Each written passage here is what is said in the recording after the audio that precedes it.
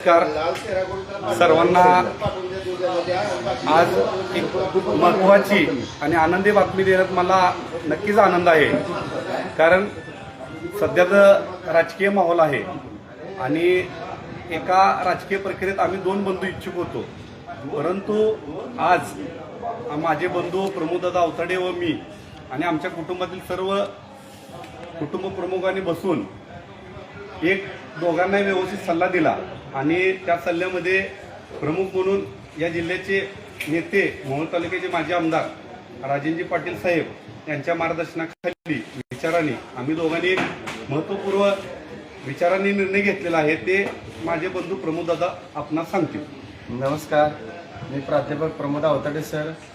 मोहोळ तालुक्याचे भाग्य विद्यार्थी आदरणीय राजन मालक व भारतीय जनता पार्टी यांचा